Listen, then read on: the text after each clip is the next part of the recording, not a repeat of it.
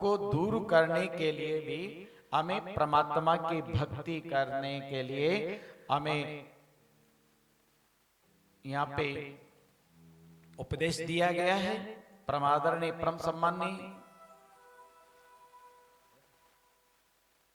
महाराज प्रेमानंद जी, दोनों किडनियां खराब, और दोनों किडनियां खराब होने पर भी परमात्मा की सदैव भक्ति करते हैं और भक्ति को ही अपनी औषधि समझ लेते हैं।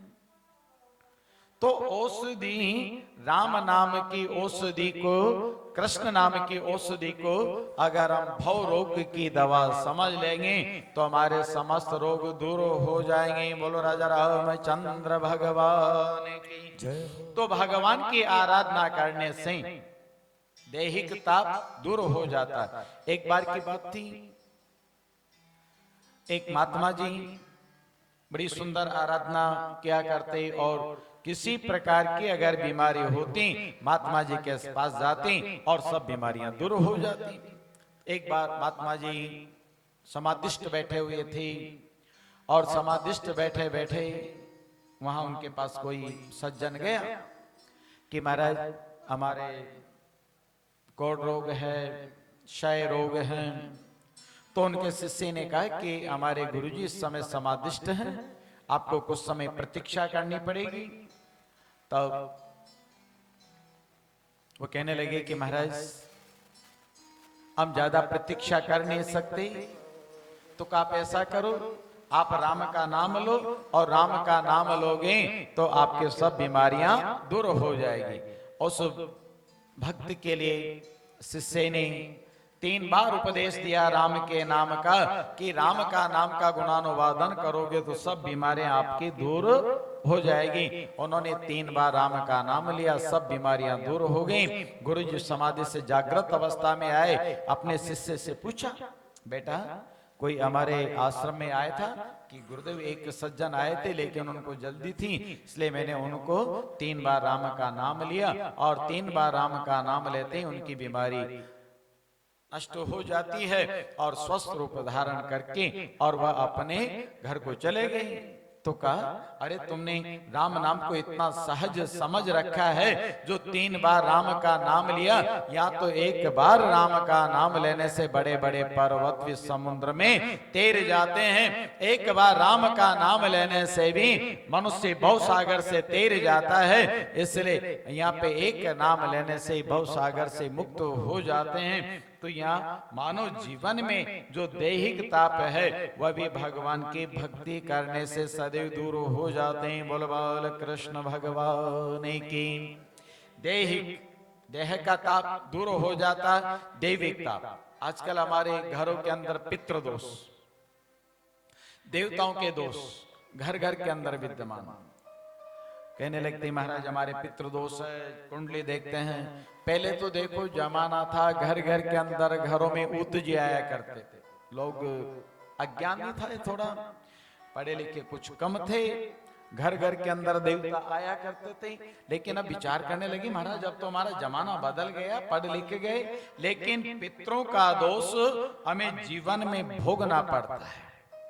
अब पितृदोष आते हैं, कुंडली के अंदर आने लग गए और कुंडली के अंदर पितृदोष आ जाते हैं। किसी पंडित जी के पास जाते हैं, किसी ज्योतिषी के पास जाते हैं, किसी के पास जाकर के पूछते हैं भैया हमारी कुंडली देखो, तुम्हारे पितृदोष है, काल सर्प योग है, तुम्हारे अनन्य अनन्य प्रकार के दोष बने हुए हैं। तो वह मानव जीवन में आकर के अनन्य अनन्य प्रकार का संकट उत्पन्न कर देते हैं। संतान की उत्पत्ति में दोष देना, व्यापार इत्यादि में अवरुद्ध उत्पन्न कर देना, किसी प्रकार की बदनामी कर देना, किसी प्रकार से आकर के मानव जीवन में हमें अव्यवस्थित कर देना, ये हमारे पितृ दोष है।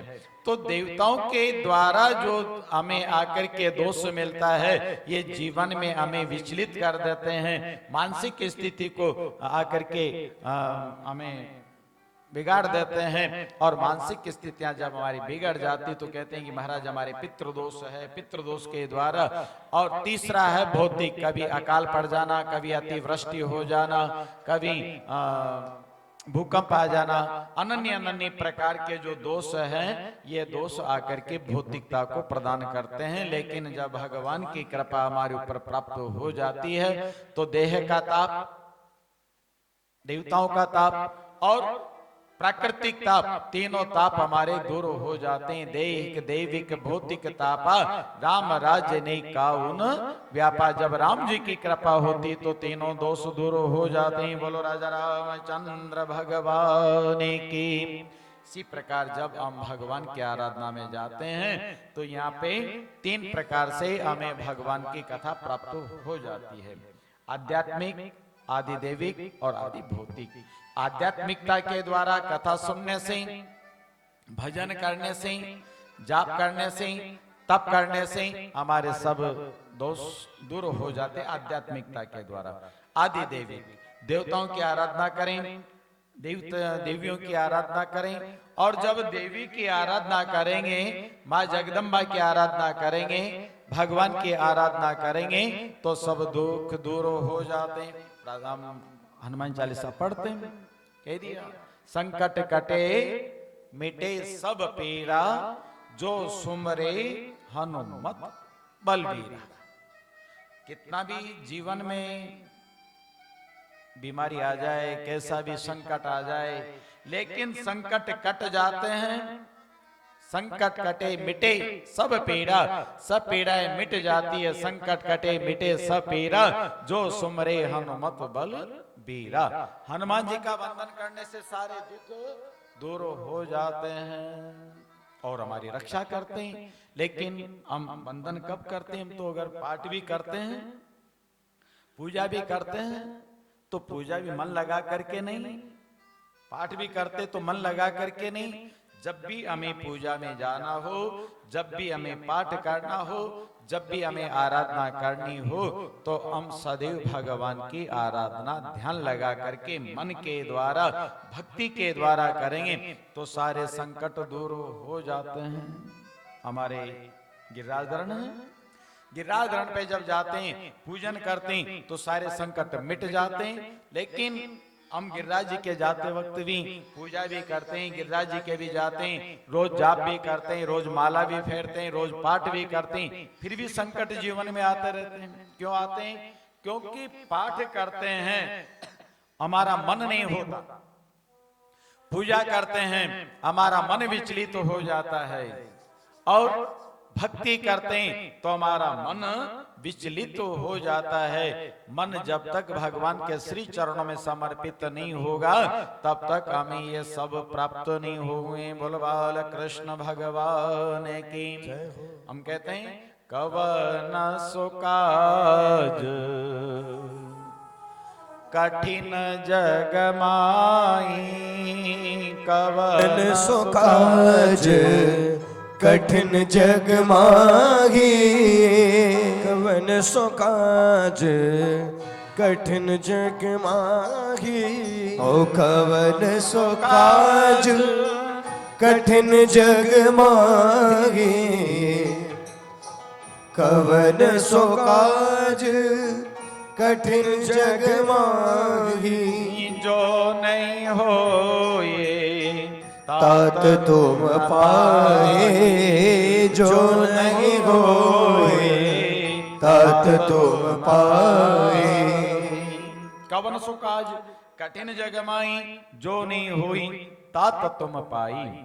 हमारा ऐसा कोई कार्य नहीं है जो भगवान उसको कर नहीं पाते।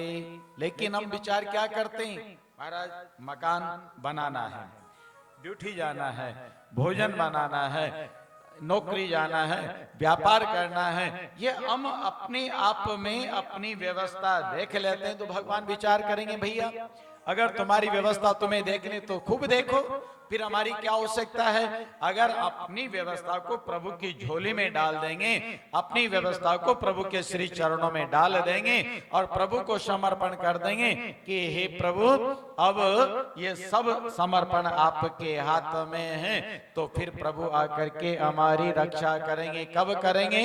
जब हम सब भगवान को छोड़ देंगे। इसलिए भगवान को वंदन करें और वंदन करते करते कहें अब सौंप दिया इस जीवन का सब भार तुम्हारे हाथों में।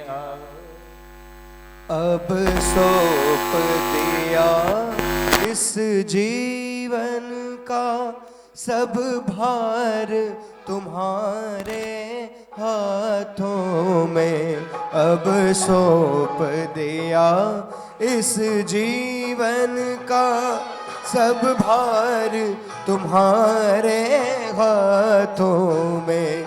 मेरी जीत तुम्हारे हाथों में और हार तुम्हारे हाथों में।